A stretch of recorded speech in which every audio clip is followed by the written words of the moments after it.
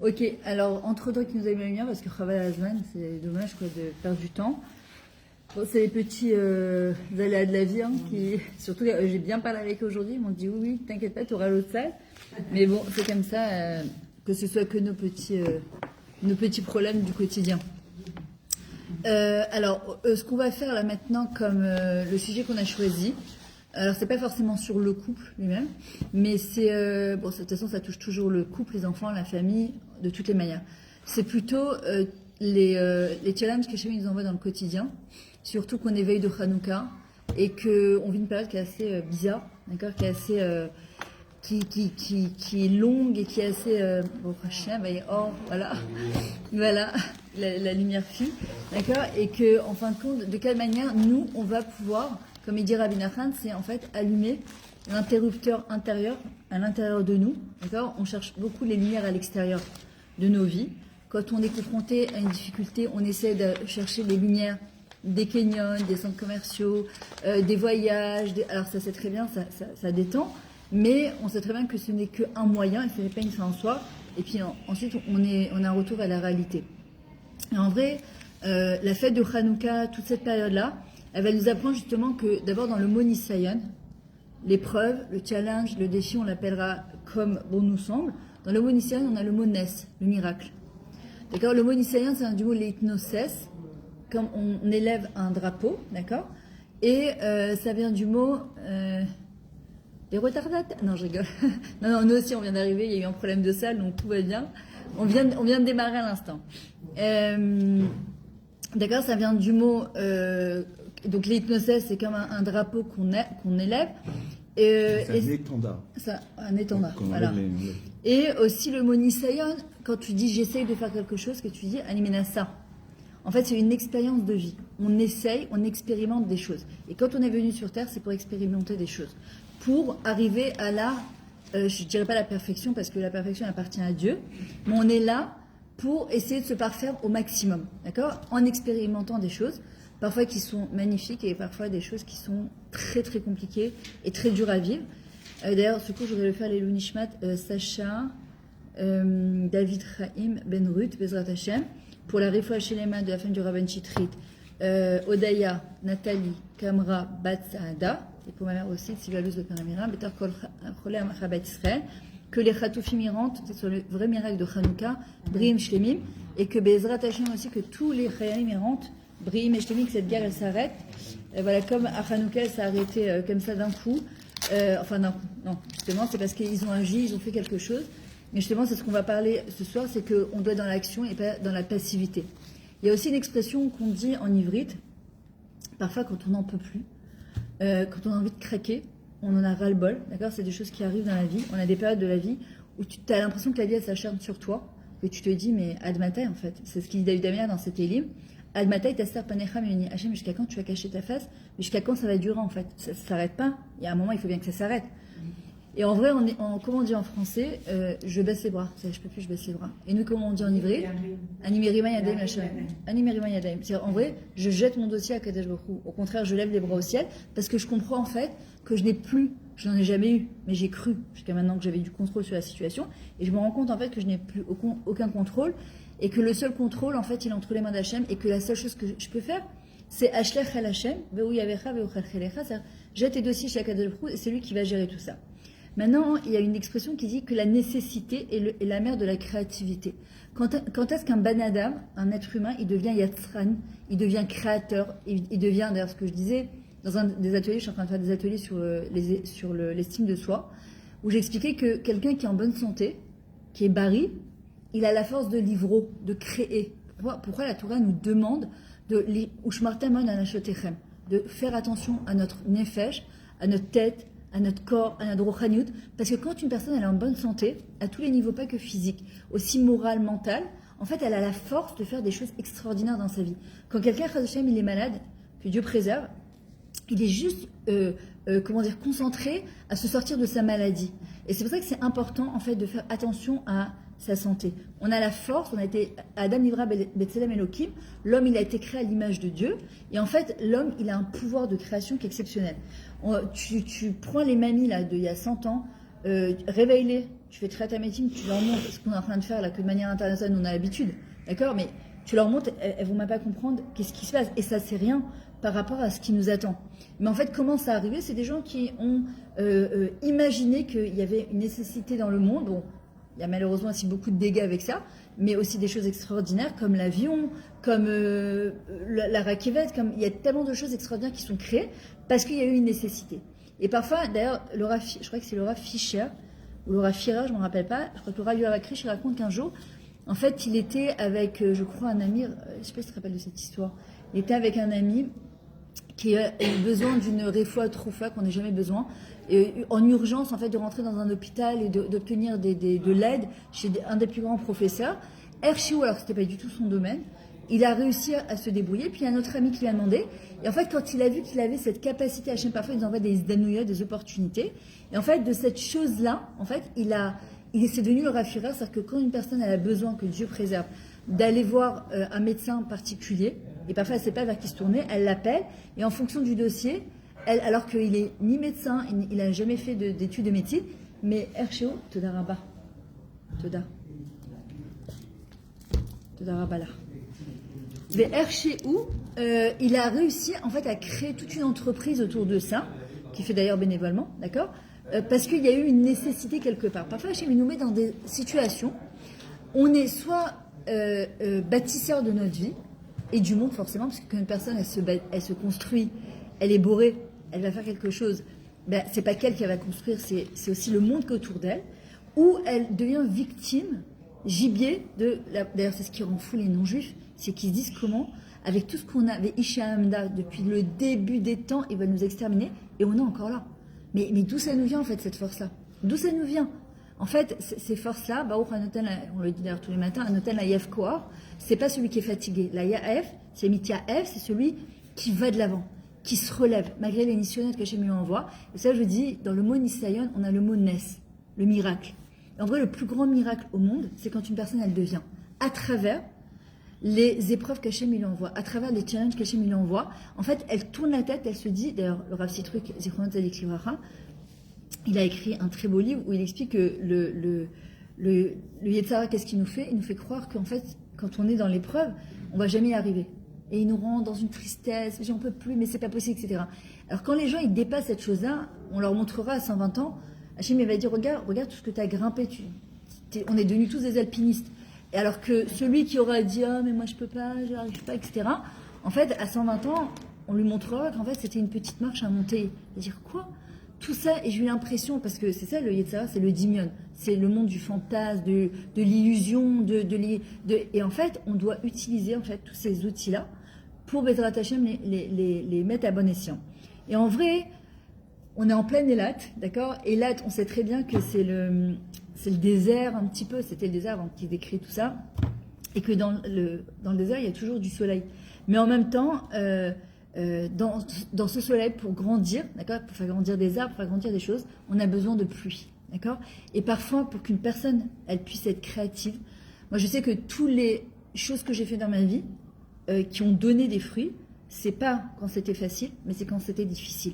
C'est suite à des événements difficiles, douloureux, où j'ai dû en fait aller chercher mes ressources à l'intérieur de moi, au fond du puits. C'est pour ça que dans la Torah, c'est une notion qui revient tout le temps, la notion de puits. D'accord, à l'intérieur du puits, on a des ressources extraordinaires qu'on ne connaît pas, qu'on ne soupçonne pas parfois, et que vu de l'extérieur, tu te dis j'y arriverai pas, j'y arriverai jamais. Mais quand on est dans le Nisayon, on se dit pas, là, c'est ce qu'on a expliqué ce matin, on ne dit pas lama rakshu goyim. Pourquoi? Mais lema, c'est quoi le but? Qu'est-ce que je fais maintenant avec ça? J'ai deux solutions, il n'y en a pas trois, il y en a deux. C'est soit je commence à m'apitoyer sur mon sort, ça peut arriver, mais une petite période, de m'écrouler, de passer une période de deuil, le méchané, c'est pas deuil seulement de perte humaine, ça peut être perdre un business, ça peut être un divorce, ça peut être que du préa, ça peut être plein de choses. D'accepter cette période de deuil et après de me dire, ok, je fais quoi maintenant? Je fais quoi? Est-ce que je vais rester à pleurnicher sur mon sort toute ma vie? Ou je me dis, de ça, je vais construire quelque chose de très grand. Je sais pas si vous avez entendu parler. De quoi? Une renaissance, un nouveau. Exactement, c'est toujours ce qu'on dit, résistance, résilience, renaissance. C'est toujours, d'ailleurs, je ne sais pas si vous avez entendu de parler de Meir Panim, l'association Meir Panim. Il a ouvert une association, il s'appelle Doudou. c'est quelqu'un qui est extrêmement riche, qui habite aux États-Unis, et que Dieu préserve, il a perdu un enfant parce qu'il mangeait, mais la nourriture, en fait, allait directement dans les toilettes. Donc, il est mort de faim. Avec tout l'argent qu'il avait, il est mort de faim. Quand il a passé le Nisayon, il s'est dit, attends, mon fils, alors que j'avais tout l'argent du monde pour pouvoir lui donner à manger, j'ai rien pu faire. Il a monté des associations qui s'appellent Meir Panim, où les gens qui n'ont pas de quoi manger, ils peuvent venir avec leur caddie, se servir et rentrer chez eux sans payer quoi que ce soit. En fait, il y a des gens qui sont exceptionnels, que Dieu préfère qu'on n'ait jamais besoin de passer par ça, mais qui vont se servir en fait de nissionotes, de challenge, et ils vont créer des choses qui sont incroyables. Et en fait, c'est ce qu'on doit arriver à se dire. C'est-à-dire que Hachem ne nous met jamais dans une situation pour nous dire, voilà, tu sais quoi, je te jette au milieu de ça, débrouille-toi. Pas du tout. Mais pas du tout. Au contraire, c'est qu'il sait qu'on est capable, c'est qu'il sait qu'on peut, et il a confiance en nous. Et c'est pour ça que le plus grand miracle, le miracle de Hanouka, c'est justement quand ils sont sortis de la grotte et se sont dit, stop, Atkan, on y va, on va se battre pour nos arachim, pour nos valeurs, et Hachem, il les a aidés, et Hachem, il aide. Je terminerai avec une petite histoire, et après je passerai le micro. Relais. Voilà, à Chaim. Il y a des fois, on a l'impression que dans des moments comme ça, Hachem nous a abandonnés. Moi, je me rappelle, c'était l'expression à l'époque que j'utilisais souvent. J'ai l'impression qu'on m'a jeté au milieu d'un océan. Parce que je me suis mariée à 17 ans le lendemain du bac. J'ai fait mon allié à 18 ans avec un bébé. Et ça a été un tourbillon dans ma vie. Ça a été non. Maintenant, aujourd'hui, avec du recul, je me dis, en fait, c'est ce qu'il y avait de mieux qui m'est arrivé. Parce que ce que je suis devenue, c'est grâce à ces difficultés. Mais quand tu es dedans, tu as l'impression que tu vas jamais t'en sortir. Tu as l'impression que tu es dans un sable mouvant, quoi. Et puis à un moment, tu te dis, non, mais en fait, tu peux pas. Tu es obligé de te reprendre et aller de l'avant. Et il y a une histoire qu'on raconte, que la rabbin des Stayonga, ça raconte, d'un petit garçon qui était sur le bord de la mer. Et il jouait au sable. Et puis, de temps en temps, dès qu'il y a un bateau qui passait, il se levait, il prenait un drapeau, et il le secouait, il disait « Allô, allô ?» Et puis, un monsieur d'un certain âge s'approche de lui, il lui dit tu fais quoi exactement ?» Il lui dit « Ben, j'attends que le capitaine du bateau il me fasse un coucou. » Il lui dit « Mais tu crois vraiment qu'avec tout... t'es pas plus haut que 3 pommes, tu crois vraiment que le capitaine du bateau il va faire attention à toi ?» Il lui dit « Oui. » Et passe une demi-heure, et dès que le bateau il repasse, il fait coucou, etc. Et il perd pas comme ça espoir, il continue. Et le monsieur lui dit, mais tu perds ton temps, va jouer au sable avec tes copains. Puis à un moment, il y a une autre fois le bateau qui passe, et puis il fait coucou, et le capitaine, il active l'alarme du bateau, et il lui fait comme ça. Et le monsieur lui dit, mais d'où Il lui dit, bah, le capitaine du bateau, c'est mon père. Donc je savais qu'à un moment, il allait me faire un coucou. Et Hachem, c'est exactement pareil. En fait, parfois, on lui fait coucou, on a l'impression qu'il nous a jeté au milieu d'un océan et qu'il nous fait pas de signe de la main. Tu as l'impression qu'en fait, tu es là à devoir te débatouiller tout seul. Mais en fait, pas du tout. Hachem, il est là.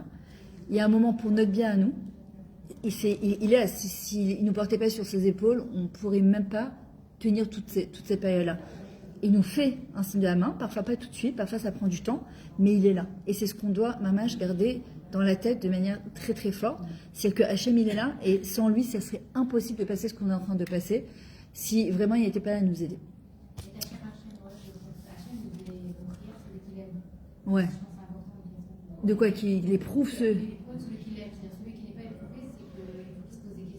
Ouais, ce qu'il dit le Rav Dessal, il dit pendant 40 jours. Alors parfois il y a des gens qui ça les révolte en fait quand ils entendent quelque chose, qui disent d'accord mais combien tu vois. Alors parfois c'est pas forcément des grosses épreuves, hein. Parfois c'est des petites épreuves comme mettre la main dans ta poche et dire moi j'ai oublié la clé de la maison, tu vois. Mais c'est sûr qu'en fait c'est une petite tape qui nous fait sur l'épaule, parfois c'est des grandes tapes. Exactement. Ouais, exactement. Mais pour arriver en fait à cette conclusion de que c'est par amour, parfois la personne elle a besoin quand même de passer plusieurs étapes. Et pour comprendre que c'est par amour, parce qu'il y a toujours le mot. Voilà, là, quand tu vois ce qui se passe. Qui perdent leur enfant à la guerre. Ou les gamrés. Se dire que c'est pour le bien, voilà. Et Dieu m'aide. C'est pour le bien. On n'a peut-être pas encore c'est pour ça qu'on devrait dire à Tov Ametiv.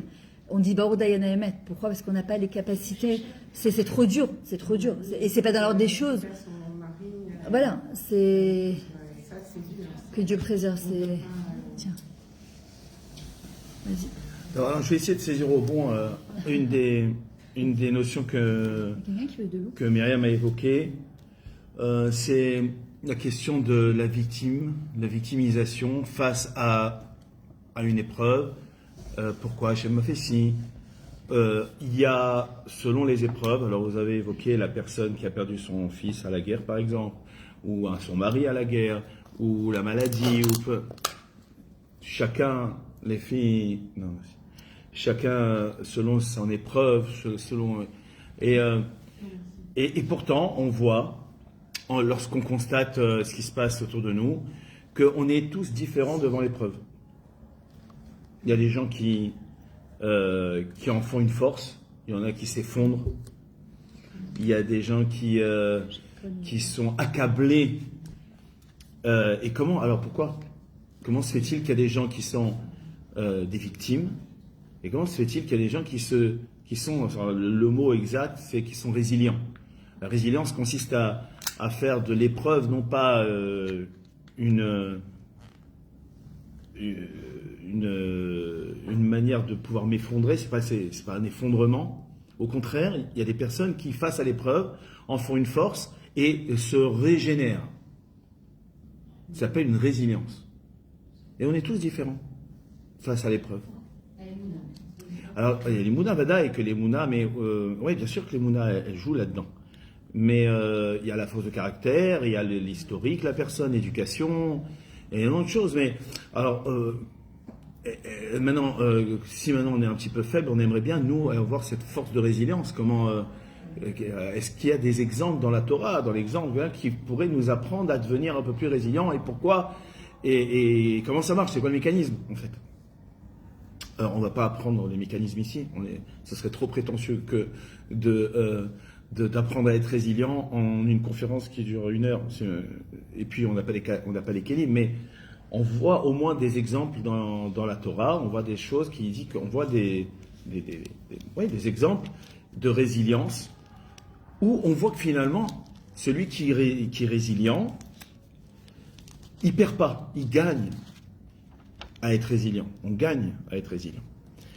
Et d'ailleurs, c'est toute l'histoire d'Israël qu'on est en train d'évoquer en parlant de ce pouvoir de résilience. Quelle autre civilisation a traversé l'histoire avec les pogroms, avec les massacres, avec les différentes les différentes perversités que la Galoute nous a présentées? Quelle autre civilisation autre que l'Aram Israël qui a pu avoir ce corps de résilience et pouvoir continuer à prétendre exister malgré tous ces crimes, hein? L'étincelle divine qu'on a en nous, c'est tout simplement. Mais l'étincelle divine, elle est en tout être humain. Oui, et c'est ça que je dis. L'humain a été créé par Hachem. Il n'y a pas que les Juifs qui ont été créés par Hachem. Donc tous les goïms sont animés du nefesh au moins. L'étincelle divine, elle touche tout le monde. Alors, ce qu'ils ne comprennent pas les goïms, c'est comment les Juifs persistent, malgré tout ce qu'on leur fait, comment ils arrivent à trouver le kohar d'exister, et non seulement d'exister, Bessimcha. C'est ce qu'on appelle la résilience. Alors oui, il y en a d'autres qui s'effondrent, et il y en a d'autres que non. Alors, en réalité, si on peut donner ne serait-ce qu'une petite idée, sans prétendre trouver la solution, mais sans prétendre trouver la solution, mais pour avoir frôler peut-être un semblant de solution, on voit dans la paracha qu'on a vécu un exemple de résilience. La paracha qu'on a eue la semaine dernière, comme j'ai dit ce matin, je donne toujours des exemples de la Torah, parce que comme on a vu dans la Mishnah, c'est Ben Bagbag, Omer, Aforba va Aforba qui là-bas. La Torah, tu la tournes dans tous les sens et tu trouveras tout ce qu'il y a dans la Torah. Il y a un épisode dans la paracha de la semaine dernière où on voit que Yaakov Avinu, lorsqu'il a eu tous ses enfants, il travaillait chez Lavan, je sais que c'était son oncle. Non, c'était son oncle. Oui, c'est son oncle, du côté de sa mère. C'est son oncle. Et il a travaillé chez lui. Il a travaillé pour épouser Rachel et Léa. Et puis, au moment où naît son 11e enfant, Yosef, il décide de partir. Il veut partir. Et la Gemara, tout le monde s'interroge. Mais pourquoi Pourquoi il a décidé de partir juste au moment où Yosef naît? Pourquoi pas avant? Et puis Yosef est le premier de sa femme légitime, Rachel, celle pour qui il a travaillé au départ, depuis le début. Et là, il dit, là, ça y est, j'ai eu Yosef, fils de Rachel, il faut absolument que je m'en aille, ça y est, Nigmar Asiko. Bon, Lavan le retient, travaille encore 6 ans pour avoir le troupeau, etc. Et la question qui se pose, c'est pourquoi il attend ce moment-là. Et la Gemara ramène un pasouk dans, je crois que c'est Obadiah, qui dit que Esav est le cache, Yosef la flamme, et Yaakov le Hesh. La maison de Yosef est la flamme, la maison de Yaakov le feu, la maison de Esav, le Edom, c'est le cache. J'ai expliqué ce matin le chiffre 400, que le chiffre 400 dans Ephron, vous savez que Abraham Avinu il a payé le champ de Ephron avec 400 shekels vers la Socher. Au passage, le Mégalé Amoukot, Rachapira, il explique que le mot cache, la Gematria, c'est 400 aussi. Cache, c'est Kouf et Shin, c'est 400. Pourquoi ce chiffre 400 il revient? Ce chiffre 400, le cache, Esav, Edom, c'est tout ce qui est, vous savez, dans le blé, dans le champ, quand il y a un champ de blé, la paille, c'est quoi finalement? C'est juste l'écorce du blé en fait. C'est oui, c'est le côté extérieur. C'est pas le ochel, c'est tout le côté extérieur. En fait, Edom, la civilisation édomite, elle s'attache d'abord et avant tout sur la chitsoniout, ce qu'on appelle dans le langage de la Kabbalah les clipotes. Les clipotes. L'écorce. Elle nous empêche de consommer le fruit, en fait. Attachez-vous à l'extérieur, à l'écume des choses. Regardez ce qui se passe, les oppositions. Il y a de l'opposition, lui contre lui, de la compétition. Mais ne regardez pas la pnimiout des choses, c'est-à-dire l'intériorité des choses. Et nous, les Juifs, la civilisation juive, l'idéologie juive, qui ne vient pas de Yaakov ici, mais de Yosef, parce que Yosef est le fils de Rachel, et on verra que Rachel, qu'est-ce qu'elle a fait? Elle a permis à sa sœur de se marier avec son Khatan. C'est-à-dire que Rachel, le don de soi, mais j'allais plus loin que c'est plus loin que le don de soi. Ça veut dire, je perds au profit de l'autre. Ça veut dire, tout ce que je désire, ce que Rachel nous apprend, et donc ce que l'idée juive du monde s'oppose à l'idée goy, c'est si l'autre y gagne, même si je perds, je gagne. Yosef, c'est exactement la même chose. Mais excuse-moi. Comment elle peut gagner de cette façon? Parce que ce qui m'intéresse, c'est que l'autre il soit bien. Pour le coup, ce matin. Comment? Elle repère son blâme à part, Oui, elle repère une c'est pas grave. Mais c'est-à-dire quoi, c'est pas Ce qui compte, c'est l'autre. Ce qui compte, c'est exactement ce qui compte, c'est l'autre. pas dans la- mais c'est pas- C'est dans la Rochaniout que je parle. Ça veut dire que c'est une vision juive des interactions humaines. En fait, c'est Léa, Rachel, elle s'est dit, je suis mévatel mon kavod, je suis mévatel mon droit au olam haba, je suis mévatel le droit de construire le Ham Israël au profit de ma sœur, parce que je ne veux pas que ma sœur elle ait honte. Et là, on a en face de ça, on a Edom qui dit, mon frère m'a pris ma bénédiction, mon frère m'a pris ma bracha, mon frère m'a pris ma bechora, je dois le tuer. Pourquoi? Parce que si lui il gagne, ça veut dire que je suis sous lui.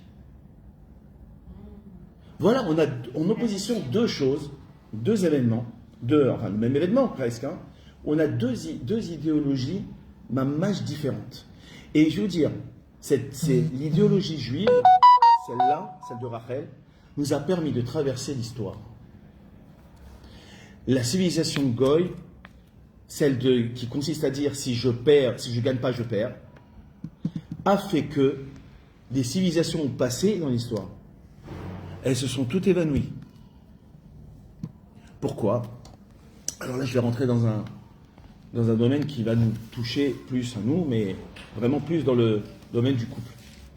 et dans le domaine des interactions sociales de manière générale. Il y a des principes anthropologiques qui ont été empruntés de la Torah. Il y a, pour qu'une société elle fonctionne, il y a 4 principes anthropologiques vitaux pour qu'une société elle puisse perdurer. La différenciation de genre. Un homme n'est pas une femme et une femme n'est pas un homme. On est en plein dans le sujet en ce moment actualité, puisque apparemment les hommes peuvent devenir des femmes et une femme est un homme comme une autre. Ou un homme ou vice versa. Voilà. Le wokisme, voilà. Et alors, vous voyez déjà qu'on voit les prémices de la décadence qui amènent à la déchéance d'une civilisation. Et ce que je vous dis, et le wokisme n'a rien inventé, les Grecs sont passés déjà avant. Ils n'ont rien inventé du tout, hein. Rien du tout. Et donc la différenciation de genre, différenciation générationnelle, un papy, c'est pas un enfant. Un papa, c'est pas un enfant. Un enfant, c'est pas un papa. Le papa et la maman ont un devoir d'éducation et l'enfant a un devoir de respect. Pas à l'inverse. Les parents ne respectent pas les enfants et les enfants n'éduquent pas les parents. L'interdiction de l'inceste, ce qu'on appelle chez nous dans la Torah Giloy Arayot, et l'interdiction de l'homicide, ce qu'on appelle chez nous Shfirut Damim. Nous on rajoute Avodah Zara. On en a 5 principes. D'accord? Eux, ils ont complètement enlevé Dieu de leur existence, donc il n'y a plus cette notion d'Avodah Zara chez eux. Pourquoi je dis ça? Parce que si maintenant il n'y a plus de différence entre les hommes et les femmes, alors tout est dans le même plan, ce qu'on appelle l'égalitarisme. Alors à ce moment-là, il y a compétition entre les hommes et les femmes. On joue dans le même championnat. Donc je dois passer devant mon épouse, ou mon épouse, elle veut passer devant moi. Oui? C'est vraiment le monde de Edom.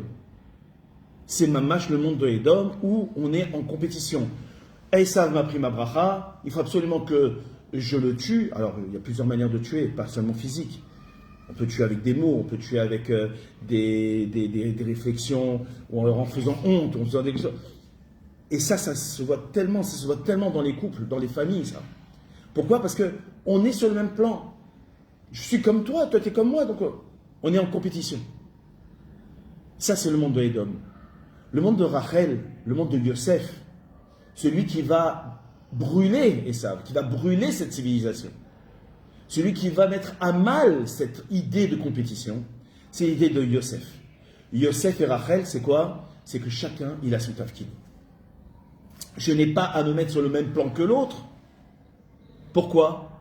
Parce que lui, il a son tafkid, et moi, j'ai mon tafkid.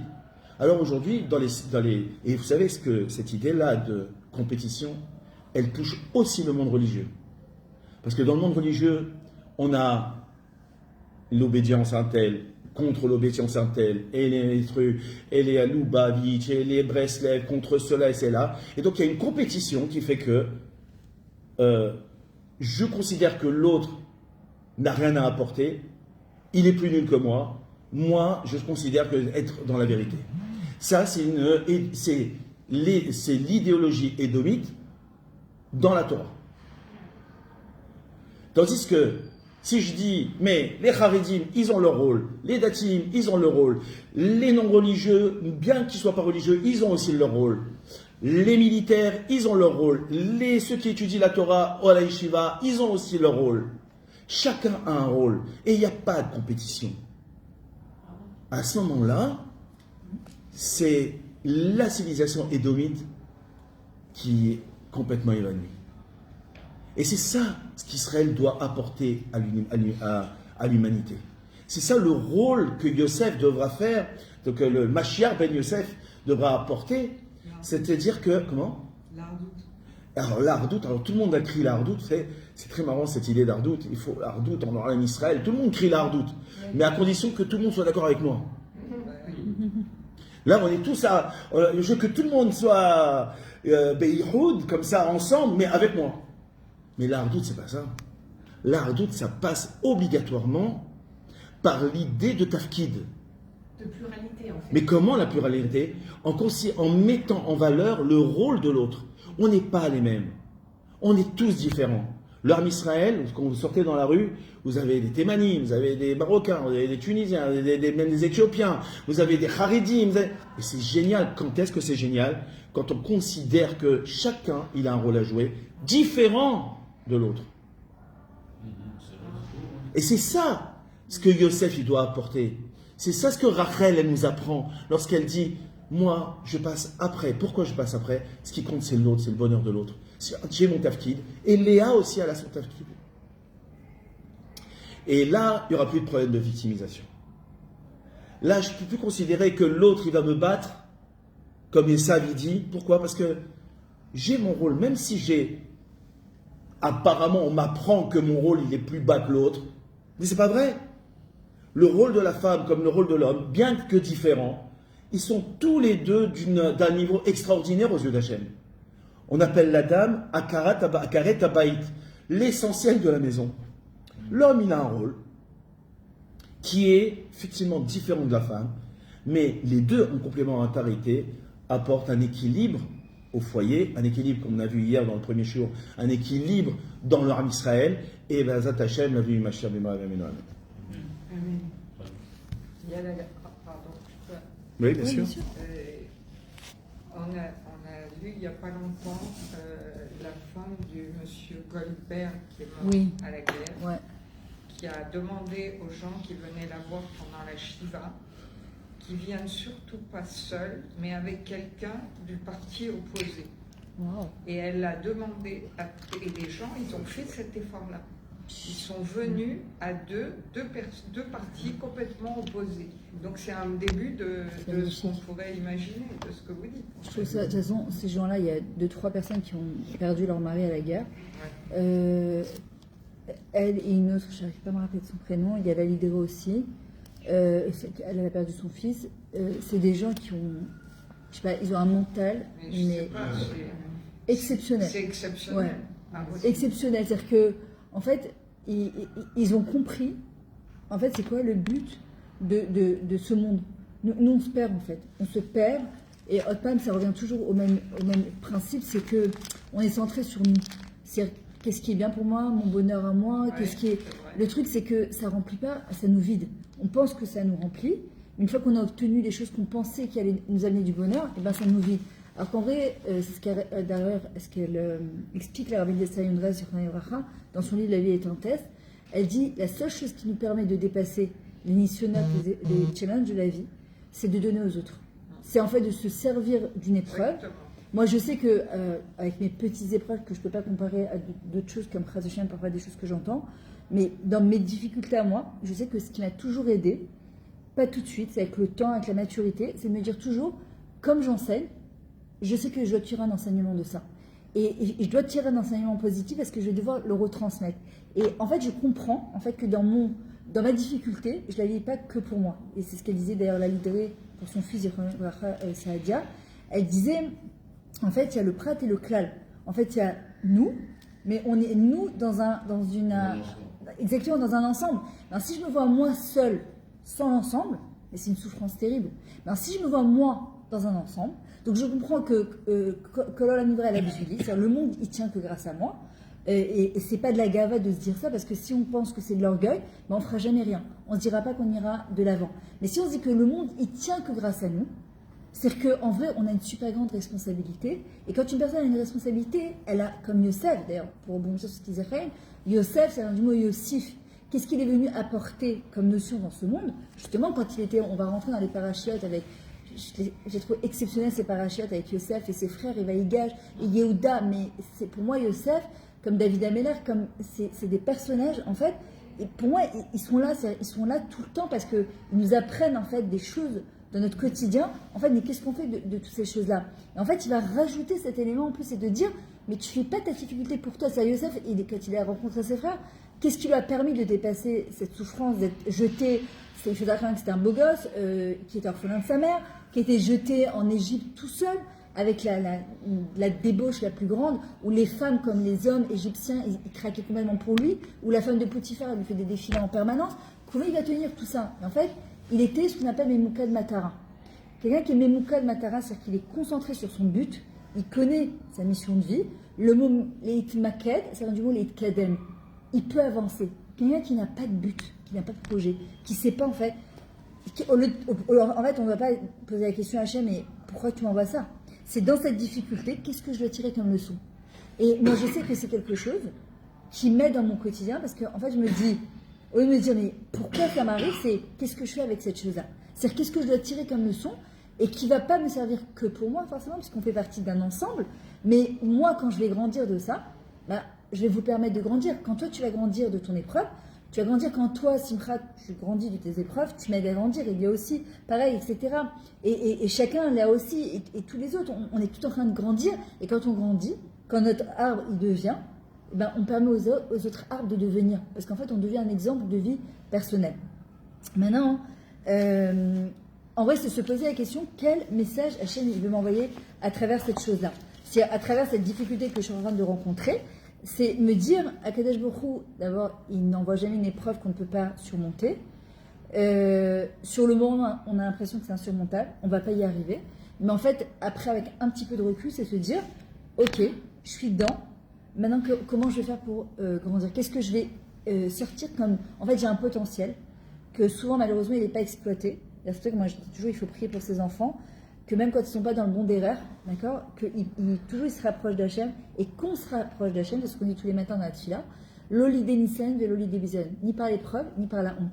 Qu'on se rapproche d'Hachem, be'ava, c'est qu'on ait la chance de découvrir Akadosh Baruch Hu par amour, pas par l'épreuve, mais par amour. C'est-à-dire de voir, et en fait, comment on y arrive justement, c'est quand une personne, elle cherche à bâtir sa vie, elle comprend que c'est pas un gibier. On n'est pas des gibiers du monde, même s'ils veulent nous faire croire ça, qu'on est des miskénim et qu'on nous persécute depuis tellement d'années. En fait, c'est faux. C'est que eux, ils ont tellement un mental petit, ils n'arrivent pas à comprendre d'où ça nous sort cette force-là. En fait, c'est exactement le contraire. C'est qu'on a un mental qui est d'acier et que parfois, comme on dit pour extraire de l'or, ça passe par faire fondre du plomb. D'accord? Et ça fait mal. Un œuf, alors elle est bizarre cette image, mais un œuf, c'est quoi le but d'un œuf? C'est de faire ou des omelettes, de casser de casser des œufs, ou bien c'est qu'il y a un poussin qui sort de là. Il se passe quoi quand un œuf, on le laisse trop sans utilisation? Il se passe quoi? Il pourrit l'intérieur. Et en vrai, Kadosh Baruch Hu dit c'est pareil. Nous aussi, on a quelque chose à l'intérieur de nous. Il y a de l'or à faire sortir de nous. On a des capacités exceptionnelles. Et parfois, Kadosh Baruch Hu, il nous pousse. En fait, il nous pousse dans nos retranchements, mais pour notre bien à nous. Pour notre bien à nous, pour qu'on puisse tourner la tête à Saint-Valentin et dire je suis contente, je suis heureuse de la vie que j'ai passée, avec tous les bonheurs que j'ai eus et toutes les difficultés que j'ai eues. Et le vrai bonheur, en fait, c'est quand une personne, elle va se dépasser. Le vrai bonheur, je ne parle pas de la joie. La joie, c'est quelque chose de, voilà, on est à Eilat, on est content, on se sent bien, ça détend la vérité, l'esprit, le corps, etc. Mais on sait très bien que c'est l'histoire dans ces jours, on va revenir avec des cochotes. C'est pour ça qu'on a essayé avec Charles Benigui cette fois de faire, on dit c'est joindre l'utile à l'agréable, d'accord, de sortir avec des cochotes et morales et aussi spirituelles, d'accord, de repartir avec le bagage plein, d'accord. Mais on sait très bien que à long terme, c'est pas ça. Le vrai bonheur, en fait, c'est Olam Chesed Ibaneh. C'est celui qui va reconstruire le monde avec le Chesed. C'est-à-dire que qu'est-ce que je peux apporter aux autres? Qu'est-ce que je peux apporter? Qu'est-ce que je peux donner aux autres? Maintenant, bien sûr. Il y a certaines personnes qui donnent beaucoup d'elles-mêmes, qui ont fait toute leur vie, qui ont donné tout le temps, même presque en s'annulant. Ok, bah, des fois on dit mais tu donnes trop aux autres et tu ne te estimes pas toi-même et tu ne te donnes pas ton parti de bonheur à toi-même. Le don de soi, le don de donner, c'est bien, le recette, c'est bien, mais je crois qu'il ne faut pas surtout s'oublier soi-même. Tu poses une très bonne question là que je reprends. Alors Léa qui est avec nous, elle pose une très bonne question. Elle dit, en fait, c'est où la limite du don de soi? Voilà. Si je devais résumer ta question, et tu as tout à fait raison. Alors je vais te répondre, je vais faire quelque chose sur ça. Mais, moi je sais que Rabbi Yehuda Hanassi, il dit que quand une personne elle donne, ça doit être bon pour la personne qui donne et celle qui reçoit. Parfois, notre manière de donner, en fait, ce qu'on pense être le don de soi, c'est une manière de s'oublier, parce que parfois c'est plus facile de s'occuper des autres que de s'occuper de soi-même. Parce que se rencontrer soi-même et se prendre en main, c'est beaucoup plus difficile que de s'occuper des autres. C'est accepter que, par exemple, on a 20 ans, 30 ans, 40 ans, 50 ans, et tu tournes la tête et tu te dis, mais en fait, non, ça va pas. Et ça va pas du tout. En fait, c'est refaire. On a l'impression qu'il faut tout recommencer à zéro. Parfois, c'est tellement difficile qu'on préfère se dire, ben, je donne aux autres. Or, à un moment, ça nous rattrape. Combien de fois j'ai entendu des femmes qui me disent, mais je me suis sacrifiée pour mon mari et mes enfants. Mais c'est quoi cette ingratitude? Hachem, il nous a jamais demandé de nous sacrifier. Hachem, il demande de donner de soi, mais pas donner son soi. C'est toute la différence. Les vater mi atzmenu, avalo al atzmenu. Si on doit avoir de l'abnégation et donner un peu de nous, c'est ce qu'on appelle la crive. Mais comment tu sais qu'en fait, quand tu es makriva et tatzmer, quand tu donnes un petit peu de toi, c'est bon. Le mot akrava, le sacrifice, c'est du mot karov. C'est que tu te rapproches encore plus de toi. Quand est-ce que tu sais que tu fais un don de soi qui n'est pas en vrai un don de soi? C'est juste une manière de t'oublier et d'aller... en fait, tu t'éloignes, c'est quand tu t'éloignes de toi. Et un jour, tu te dis, ben, en fait, j'ai donné ma vie entière pour les autres. Et moi, en fait, Hachem nous a jamais... Mais je crois qu'avant tout, c'est un réglage à faire vis-à-vis de soi-même. Oui, c'est ça. Si maintenant on considère que le don est un sacrifice et non pas une sanctification, c'est pas à cause de celui qui reçoit. C'est parce que le donneur, il a une mauvaise interprétation de ce qu'est le don. Ouais. Et moi, c'est surtout de mon enfance, il fallait pas dire non. Ouais. On a tout. On peut dire non si on n'a pas la possibilité, Oui, mais au-delà de je parle pas de la personne qui ne sait pas dire non. Je parle pas de la personne qui ne sait pas dire non. Je parle d'une personne qui donne, mais qui, en donnant, a l'impression de se sacrifier. Oui, quand c'est trop. Il n'y a aucune mitzvah de se sacrifier. Il y a une mitzvah de s'élever. Or, le même mot existe. Ce qui est fort, c'est que le korban, ça veut dire les deux choses. C'est un sacrifice, mais c'est aussi une sanctification. C'est une akrava. C'est une akrava vers qui? Vers moi-même, vers Hachem. C'est-à-dire que le don, c'est une invitation à se rapprocher d'Hachem, en fait. Maintenant, si la personne, elle n'arrive pas à le percevoir, c'est qu'il y a un réglage à faire chez elle. Ouais. C'est pas chez celui le réceptionneur, parce que le réceptionneur, lui, comme tout le monde, et on est tous logés à la même enseigne cette fois-ci, on a tous envie de recevoir. Vous voyez, donc le problème se trouve du côté du donneur, en fait. Ça t'a répondu à ta question? Maintenant, il ne faut pas non plus tomber dans l'extrême. Je fais une petite parenthèse. Parce que je suis un peu passée par ce que tu ressens. Moi, j'étais beaucoup aussi dans le je donne, je dis oui à tout. Jusqu'à aujourd'hui, j'ai encore des réglages à faire. Et il le sait très bien. J'ai du mal parfois. C'est quelque chose qui est très dur pour moi de dire non. Mais en fait, je ne fais pas du bien, je ne fais pas du bien aux personnes qui sont en face de moi. Parce qu'après, tu te sens ménoutselette, en fait. Tu te sens, t'as l'impression qu'on profite de toi. Mais ce n'est pas la faute des autres. C'est Hachem, parfois, il nous pousse, il dit, mais quand est-ce que tu vas mettre les limites? Tu comprends? Et en fait, il faut apprendre à dire oui, ça m'aurait fait plaisir, mais là, c'est pas possible. Peut-être une prochaine fois. Tu vois, ouais, tu peux dire de manière positive, mais comme on nous a appris, il faut toujours dire oui, sinon tu n'es pas quelqu'un de gentil. Sois gentil, ma fille, va faire ta chambre. Si tu aimes maman, alors va faire ci. Si tu aimes papa, ramène-moi un 80, ramène-moi un 100 sur 100. Tu commences la phrase la pire qu'il a donnée au gosse, par exemple, quand il veut le rendre, fais-moi ta chambre. Ouais, fais-moi. Oui. Fais-moi plaisir. Fais-moi ta chambre. Ramène-moi une bonne note. C'est pour moi que tu l'as fait, quoi. Ramène-moi une bonne note. Pareil que quand un gosse il arrive à la yeshiva ou elle arrive à l'école et dit moi ce que je fais c'est pour te rendre fier et tout ça. Je dis non. Quoi qu'il arrive, je suis fier de toi. Quoi qu'il arrive, que tu fasses tes choix ou pas, tes choix me rendront fier de quoi qu'il soit. Ce que tu fais, c'est uniquement et d'abord pour toi. C'est pas pour moi.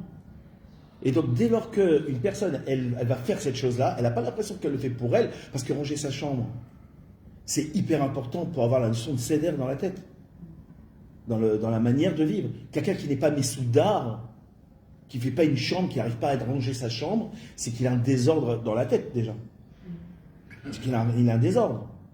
Et donc un désordre extérieur dénote tout forcément un désordre intérieur. Et donc c'est important de faire sa chambre pour toi. Pas pour moi. Ne me fais pas de ma chambre. Fais-moi ta chambre. Ramène-moi une bonne note. Ramène-moi une bonne note quand même. Ouais, ça c'est des phrases qu'on dit sans faire exprès. Ouais. Parce Mais on a été habitué à dire que en fait, ce que tu vas faire, c'est pas pour toi, c'est forcément pour l'extérieur. On ne fait rien pour l'extérieur. Le don, même le don, d'ailleurs, c'est tout le sujet de Ezer Kenegdo. on se marie, alors c'est toute une discussion qu'on a eue ce matin, c'est très intéressant parce que dans l'harmonie du couple, on se construit individuellement. Donc, il y a aussi la part individuelle qui rentre là-dedans. Vas-y. Je pense que trop donner, à un moment donné, ça laisse l'autre passif. On parlait tout à l'heure qu'il faut une dynamique, il faut être actif. Complètement. Donc, c'est celui qui va donner, l'autre. Donc, il y en a un qui est trop actif et l'autre qui est passif. C'est-à-dire qu'il faut donner, il faut un laisser, équilibre. il faut laisser l'espace à l'autre Voilà. de pouvoir choisir. Exactement. C'est-à-dire lui indiquer la porte de sortie, mais on peut pas lui donner on peut pas lui sortir à sa place. En fait, c'est quelque part aussi empiéter sur son terrain. Exactement. Si on lui donne de trop, Exactement. on va l'inonder. Moi, je connais des gens, par exemple, qui prennent tout en main à la maison, mais à un moment, arrive un moment où la personne n'a plus la force, ni morale, ni physique, et elle dit, mais j'en ai ras-le-bol. Mais en fait, qui c'est qui a instauré ça chez elle? C'est la femme ou l'homme ou le méchanet, en fait, qui a décidé, oui, mais il bougeait pas, oui, mais c'est comme un enfant. Si tu fais les devoirs à sa place, ben, à un moment, vaut mieux qu'il ait un 10 sur 100, mais c'est son 10 à lui, qu'il ait un 100 parce que c'est toi qui lui as fait ses devoirs, tu comprends? Et le problème, c'est que parfois, c'est plus facile, en fait, de faire à la place de l'autre femme, tu vois. Et ça s'appelle donner, ça aussi. Hein. Quand je lui fais pas ce qu'il a à faire, et que lui le fasse, ça s'appelle donner. Ça s'appelle donner le sens de la responsabilité. Ça s'appelle donner le sens de l'initiative. Lui apprendre le sens de la responsabilité, apprendre le sens de l'initiative, c'est aussi donner. C'est-à-dire quand j'évite de faire son travail, je le rends responsable. Donc, ça s'appelle, je le rends responsable, c'est très prétentieux là aussi. C'est je l'aide à devenir responsable. Je l'aide à le rendre responsable. Alors il est 7h, enfin, moi je peux parler encore pendant une heure, mais comme il y a le repas. Alors encore quelques petits points qui sont très importants. Déjà, quand on est dans la difficulté, moi j'ai connu des gens par exemple qui étaient très très bien financièrement et qui du jour au lendemain, malheureusement, ils ont eu un revers de situation, c'est des choses qui arrivent. Et en fait, ces gens-là, tu les voyais habillés sur leur 31 à l'extérieur, du jour au lendemain, habillés comme en haillons. Et donc un jour, je suis partie voir la personne, je lui ai dit, mais il se passe quoi en fait? Elle me dit, bah, je vais pas montrer à l'extérieur que je suis riche alors que je suis plus riche. Je lui dis, mais tes habits dans l'armoire, tu les as toujours. Tes bijoux, tu les as toujours. Ton maquillage, tu l'as toujours. Pourquoi il faut montrer quelque chose à l'extérieur? C'est-à-dire que, et en vrai, la Torah vient nous dire, si tu n'as pas envie de sourire, même que ta situation est difficile, affiche un sourire, Hachem Tzilcha, Ayademecha. Fais semblant d'eux, et Hachem, il te rendra la manière. T'as pas envie de sourire? Ça arrive. Moi, ça arrive, le matin, je me lève, je suis une chonne. D'accord, ça arrive. Ça arrive à tout le monde. Tu te lèves le matin, t'as pas envie de sourire. Et parfois, tu te dis, oui, mais j'ai des bonnes raisons pour ne pas sourire. Oui, mais... Moi, ouais, surtout moi. J'ai un travail à faire, surtout que c'est pas dans ma nature d'être décibrée, c'est un vrai travail que je fais. Et ben, parfois, je me regarde dans la glace, je me dis, mais c'est vrai que tu as plein de raisons pour ne pas sourire, mais tu as aussi plein de raisons pour sourire. Après, c'est qu'est-ce que je choisis. C'est-à-dire que, et vraiment, parfois, je marche dans la maison et je regarde chacun d'eux. Je me rappelle quand mes enfants ils étaient petits, ils étaient très rapprochés, c'était vraiment très compliqué le matin, c'était la guerre de Gog ou Magog pour les envoyer à l'école. Et je me rappelle que le matin, au début, je criais, je m'énervais quand ils partaient. Et elle a fait, t'as des problèmes de conscience, que tu es des pauvres, mesquini, mais pas. Et puis quand ils dorment, ils sont tout le temps très mignons, les enfants. Mais le matin, ils se réveillent, on dirait des tsunamis. Et tu sais pas comment gérer ça. Et je me rappelle que j'avais décidé, je m'étais dit, Myriam, une demi-heure le matin, l'heure la plus dure, c'était 7h, 7h30 du matin. L'Oméchian et Ma, tu marches avec, comme ça, t'affiches un sourire.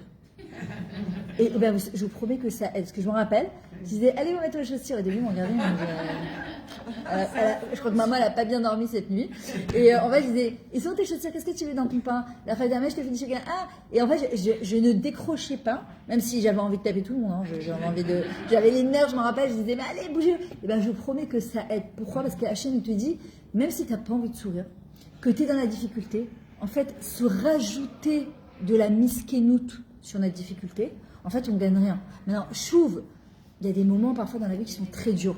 Ça peut arriver. La question, c'est combien on choisit, parce que c'est un choix, et on décide de rester dans cette itmar merout, dans cette je me ronge, je suis mal, dans quoi? Lamentation. Ben voilà, merci. Dans cette lamentation à me dire, voilà, etc. il passait Zébécédère. On est des Bnei Adam, on est des êtres humains, on n'est pas des dieux, on n'est pas parfait. La question, c'est combien de temps je choisis, en fait, je décide de rester dans cette lamentation. D'accord? D'ailleurs, très mauvaise traduction du Kotel, le mur des lamentations. D'accord? Pas du tout. D'ailleurs, je vais quand même faire une petite parenthèse par rapport à Hanouka. Et peut-être qu'on développera ça demain aussi. D'ailleurs, je crois que c'était Laura Firer ou Laura Fischer, je ne me rappelle plus. C'est un peu les mêmes styles. Ils aident beaucoup pour tous les problèmes médicaux. Un jour, ils sont arrivés au Kotel. Et nous, on a traduit ça chez les Français, le mur des lamentations, parce qu'on met plein de papiers. Et les gens, ils arrivent, comme au Kever Achal, ils se mettent à pleurer. La première chose qu'on doit faire d'abord, c'est remercier en fait. C'est d'avoir le srout de se retrouver devant le Kotel ou au Kever Achal de dire attends, merci Hachem. Après, épancher son cœur et ensuite remercier encore et dire que Bezrat Hachem, dès que j'aurai ma Yeshua, je reviendrai remercier Akadosh Baruch Hu. Et un jour, il se retrouve au Kotel avec un ami qui avait un gomar d'argent et il voit un monsieur au Kotel. Il pleure, mais un truc de fou. À la fin, le Raffirer, il dit à son ami peut-être va le voir, peut-être qu'il a. Et il dit non, je honte, je connais pas. Alors on lui dit va le voir, et peut-être qu'il y a un problème médical. Et chacun qui se lance la balle, à la fin, le Raffirer prend son courage à deux mains, il lui dit excusez-moi, je peux vous aider. Vous m'avez l'air complètement mais dépité, quoi. Vous êtes en train de. Alors il dit non, merci, ça ira. Le deuxième, il arrive, il dit écoutez, j'ai un marre d'argent, peut-être que vous avez des difficultés. Je lui dis non, mais pas du tout. Il lui dit mais alors pourquoi vous pleurez comme ça? Il lui dit ben, je suis juste venu remercier Hachem de tous les bienfaits qu'il m'a fait. Je viens de marier mon dernier. Et je suis venue remercier Akadosh Baruch Hu. Je pleure pas du tout de désarroi, je pleure de remerciement. Le Raffirer, il dit combien de personnes elles arrivent au Kotel pour remercier Akadosh Baruch Hu de tous les bienfaits qu'ils lui font. En général, d'ailleurs, toute la fête de Hanouka, normalement, c'est depuis le mois de Kislev jusqu'à la fin. Alors, si on l'a pas fait, on peut toujours attraper le chemin en route, le train en route, je veux dire. C'est tout le mois de Kislev, celui qui veut voir des délivrances dans sa vie. Il doit, le juif de Hanouka, parce qu'il n'y a rien de particulier à Hanouka à part qu'on allume les bougies, c'est celui qui est modé en permanence, qui ne se plaint pas et qui remercie même quand c'est dur. C'est remercier, c'est pas, ma mère elle me dit toujours que Hachem lui envoie une fois chez Eman Zrat Hachem. Ma mère elle me dit toujours, c'est marrant parce que les gens ils se plaignent toujours quand il leur arrive quelque chose, mais ils n'ont jamais posé la question quand il leur arrive quelque chose de bien. Mais Hachem, pourquoi tu m'envoies tellement bien dans ma vie? Jamais, c'est normal. Mais dès qu'il m'arrive une tuile, allô, on lève les yeux au ciel. Vous connaissez certainement cette histoire de ce bonhomme qui est monté voir sur le binyan, un binyan en construction. Et puis, il arrive avec sa mallette comme ça. C'est quelqu'un de bien de situation. Et puis il monte sur le toit de la tour. Et puis, la porte du toit, elle se ferme. Et puis, il tape, personne ne l'entend. Et puis, il dit, c'est pas possible, je vais mourir ici, quoi, c'est pas possible. Et puis, le binyan, il fait je sais pas combien de 20 ou 30 étages. Puis, il commence à crier. Mais qui c'est qui va entendre un pauvre bonhomme qui est perché là au 30e étage? Il crie, rien. Et puis, il commence à envoyer des dollars. C'est sa mallette, il se dit, bon, peut-être qu'ils vont lever la tête. Et puis, les gens, ils disent, ah, il y a de l'argent qui tombe du ciel, vraiment, l'argent est tombé. Et puis, il commence à ramasser les dollars comme ça, ils prennent l'argent avec ça. Il n'y en a pas un qui lève la tête pour voir d'où ça vient. Et à un moment, il tourne comme ça, et il voit qu'il restait quelques pierres de construction du Kablan. Donc il envoie un truc, et puis elle tombe sur quelqu'un, il lève la tête, il fait allô. Et en fait, c'est ce qui se passe avec Hachem parfois. Il dit quand j'envoie des dollars, il n'y a personne qui lève la tête pour dire merci. Mais quand j'envoie une petite pierre, d'un coup, qu'est-ce qui se passe là-haut? Mais qu'est-ce qui se passe là-haut? Et Bémet, je pense que le vrai travail, si on veut avoir la Géoula Bezrat Hachem, d'abord notre Géoula personnelle et la Géoula du Ham Israël, c'est Léodot. Le premier mot qu'on dit quand on se lève le matin, c'est modé. Moda Ani, modé. C'est le juif, le Yehudi, c'est celui qui est dans la gratitude. Et ça a été prouvé par Martin Seligman. Il fait des études depuis 1986 sur la force de la gratitude et de la reconnaissance. Moi, je sais que ça m'a changé ma vie. J'avais rencontré, j'étais sur la route, et quand j'habitais à Béthar à l'époque, je faisais plein d'allers-retours comme ça. Et chaque fois, au feu, il y a toujours des Bressels qui distribuent des petites rovérettes comme ça. Et à l'époque, ils distribuaient les CD. Et je suis tombée sur un du Rav Arous, ça s'appelle Tafsikou Lidbachem et Tirou Yeshuot. Arrêtez de vous plaindre et vous allez voir des délivrances. Et j'ai commencé à l'écouter. Et moi, j'étais à une époque où je me plaignais beaucoup. Et puis, j'avais aussi de quoi me plaindre, mais j'avais aussi de quoi remercier. Mais j'avais décidé plus de me plaindre que de remercier. Et je reçois ce disque-là, et je sais très bien, même les Bressels, chaque fois, il me donne une petite fois. Si on dirait que c'est pour moi ce truc-là, la chaîne, il m'a envoyé un petit clin d'œil de là-haut. Et je mets le coup, ça a été pour moi. Mais je sais pas comment vous expliquer. C'est le Rav Arous. Mais quoi une révélation? J'ai pris conscience et je l'ai écouté en boucle. Parce que l'entendre, la révélation, le vivre, l'appliquer, c'est déjà différent. Et en vrai, j'ai compris que, mais c'est la base de l'être humain. Martin Seligman, il dit celui qui remercie, qui est tout le temps dans la gratitude, Ça peut être un morceau de pain, ça peut être une pizza, ça peut être à l'hôtel. C'est pareil. Il n'y a pas parce que je suis à l'hôtel, alors je vais dire ouah, et quand j'ai un petit bout de pain, ben bon, c'est un bout de pain quoi. Il dit non, de la même manière tu lui donnes la gratitude. Et ben il vit en moyenne 7 ans de plus qu'une personne normale. Pourquoi? Parce que la gratitude, elle rend moins malade, elle apporte la santé, elle amène de la simcha. Les bienfaits de la gratitude sont exceptionnels. Et le Yehudi, la Ma'out, l'essence même d'un juif, le premier mot qu'il dit, c'est modé. Modé Ani. S'il n'y a pas jour, ah j'ai mal au dos, ah j'ai mal dormi, ah j'ai chaud, ah, j'ai froid, ah mon mari l'a ronflé, ah ma femme ne m'a pas laissé dormir, le petit l'a crié. Hachem il dit, attends, je viens de te rendre ta neshama, 2 secondes. Allô, Boker Tov. Boker Tov. Et Béhémet, les premiers instants du mois qui se lève, les premiers instants de notre journée, quand on ouvre les yeux, c'est déjà de dire Modé Ani. C'est ces 12 secondes-là qui sont exceptionnelles, en fait, qui vont conditionner le reste de notre journée, Bezrat Hashem. Non, ça y est, mais... C'est bon? En fait, c'est un peu, Myriam, c'est comme un enfant et son père, sa Mais mère. c'est exactement la même relation. Si moi j'ai mon fils qui va se plaindre de tout ce que je peux lui donner, de tout ce que j'ai, ce que je peux le faire selon les moyens, il va me dire merci ou il va se plaindre maintenant, je peux faire ça et c'est pas ça et c'est machin. C'est vraiment ça. De toute façon, notre relation avec... souvent, parfois, on a un enfant, parfois qui gronde plus que d'autres. Et en fait, parfois, on dit, mais arrête de grogner, mais arrête de te plaindre. Et en fait, parfois, on devrait se dire, moi, est-ce que je remercie? En fait, Hachem nous envoie, sur 7 milliards d'êtres humains, on ne va jamais rencontrer tous les 7 milliards d'êtres humains. On va rencontrer... Je me rappelle une fois, quand j'habitais à l'époque à Bétar, j'étais partie à Talpiot pour faire la révision de la voiture. Et puis, je ne m'attendais pas qu'il me sorte un prix... parce que moi, je pensais que c'était que la révision. Il me dit, non, il faut changer ça, il faut changer ça. Je sais pas, il me sort un prix style du 2500 shekels. J'allais payer 300 ou 400 shekels. Et c'était veille de Rosh Hashanah. Et bon, on sait que parfois, les derniers tikkutim de l'année, là, avant Rosh Hashanah, ils sont pas toujours la dit. Et j'étais là, je lui dis, quoi, 2500 shekels? Et à côté, il y a un homme qui est juste à côté de moi, d'apparence, en tout cas pas du tout à l'extérieur, pas du tout religieux. Et je l'entends parler au téléphone. Et il dit, je sais pas, un ami ou sa femme, je sais pas, il dit, ouais, je te raconte pas ce qui m'est arrivé et tout ça, ma voiture m'a lâché, c'est du 5 ou 10 000 shekels, Kapara avant Rosh Hashanah, merci Hachem. Et moi, je l'entends, je dis, ok Hachem, j'ai compris, c'est bon. C'est que, en fait, chaque personne que tu rencontres sur ton chemin, elle a un message à te véhiculer. En fait, je le prends ou je le prends pas, mais il n'y a rien. J'entends quelqu'un grogner. Je dois me dire, attends, et moi? C'est pas dire, oh, mais toujours en train de grogner, c'est là. Et est-ce que moi, je suis toujours dans la reconnaissance ou j'ai plus tendance à me plaindre? Et en fait, ça peut être un enfant, un mari, un voisin, de n'importe quelle personne, on peut apprendre. Et d'ailleurs, pour revenir à ce qu'il disait Chaim tout à l'heure, on a un petit truc.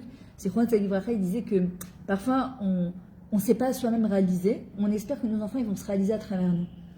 Et on veut leur imposer. Je me rappelle, au jardin, c'était, qu'est-ce qu'il est ton fils? Il est avocat. Et toi? Il est médecin. Et toi? Il est à l'orte. Comme si c'était honteux, tu vois. Mais il y a des gens qui ont très bien réussi. Heureusement qu'on a des plombiers, on a des électriciens, et qu'on n'a pas que des médecins et des avocats. Ben, au prochain. Chacun son tafkid. Voilà, exactement. Et en fait, je me rappelle, ce truc, il a raconté qu'un jour, il y a un homme qui est venu le voir, et qui lui a dit, voilà, j'ai fait 7 ans de dentiste pour faire plaisir à mes parents. Et je suis partie voir mes parents, je leur ai dit, bon, votre diplôme de dentiste, vous l'avez reçu, je peux faire ce que j'ai envie maintenant. Je ne sais pas si vous avez dit, il a fait 7 ans d'études. Il a dit, je détestais ce que je faisais, mais je voulais faire plaisir à mes parents parce qu'il faut que tu sois dentiste. Alors, je l'ai fait. On ne sait pas, peut-être que dans la vie, ça lui servira plus tard, j'en sais rien. Mais c'est que, en fait, on a un rôle, c'est comme dans un orchestre, il y a le guitariste, il y a le violoniste, il y a toujours celui qui est au bout là, avec son petit triangle, tu te demandes à quoi il sert d'ailleurs, tu te dis mais le pauvre là, il est pendant des heures comme ça, il y a celui qui a la darbouka, et il y a professionnel de la darbouka, d'accord, et il y en a qui ont, il y a toujours un plus ou moins grand tafkid, mais pour que ce soit harmonieux, on a besoin même de celui du petit triangle, on a besoin du chanteur, on a besoin de celui qui a la darbouka ou qui a la guitare, etc. Et on voit dans la Hanoukia, il n'y a pas une bougie. On n'a pas le droit que les bougies se collent. Il faut que chacune, elle brille de par elle-même. Et en vrai, Hachem, c'est ce qu'il nous dit. Chaque Neshama, elle est venue éclairer de par elle-même. On n'est pas là pour ressembler à qui que ce soit. On peut s'inspirer de nos avots, mais on ne sera jamais nos avots. On peut s'inspirer de nos matriarches, mais on ne sera jamais ni Rachel. Hachem ne demande pas une deuxième Rachel, et ni une deuxième Léa. Il nous demande d'être nous-mêmes, Bezrat Hachem. Bon appétit, mes amis. Merci. Voilà, demain, si Dieu veut, rendez-vous à 11h dans cette salle. Bezrat Hachem, ce sera un nouveau sujet. Et voilà. Bessimcha. Ouais, Bezrat Hachem. Alors attends. Tu sais qu'ici, il faut appuyer là. Ah bon, je savais pas. Ah, mais sinon ça s'efface au bout de 30 jours. En fait, tu fais publier là, ne jamais supprimer. Voilà, et là tu publies. Et qui s'y passe alors? Tous les autres ils vont supprimer maintenant? L'obatoire, tu vois, là, tu peux voir ça tout de suite. Je vais laisser plus parler. Hein. Trop bien. J'ai fait une lecture. Plus, vidéo. Tu vois. Non, tu dois les avoir. Tac, tac, tac. Non, tu les as. Mais il faut toujours. Non, mais ça c'est des trucs que j'ai téléchargés, ça. Ça, c'est des réels. Non, ça c'est les réels, ça. Alors, il faut que tu fasses attention. Mais comment je peux faire maintenant? Alors, c'est soit où tu les retélécharges les autres, mais sinon, il faut que tu fasses hyper attention. Quand tu publies, il te marque paramètres de la Oui, vidéo. mais là, maintenant, ça va s'effacer maintenant, cela? Celle-là, non. La dernière, Oh, non, la dernière, non, mais. tu peux après les downloader sur ta chaîne YouTube, par contre. Hein? Il faut que tu Et là, je peux pas modifier? Si. Parce que là, je peux pas modifier. là Ça, c'est C'est ce matin, ça. Et puis là, ici, on est en direct des lacs. Non, ça c'est bon, ça c'est aujourd'hui, c'est maintenant. Ça. Non, ça c'est le jeu maintenant, ça.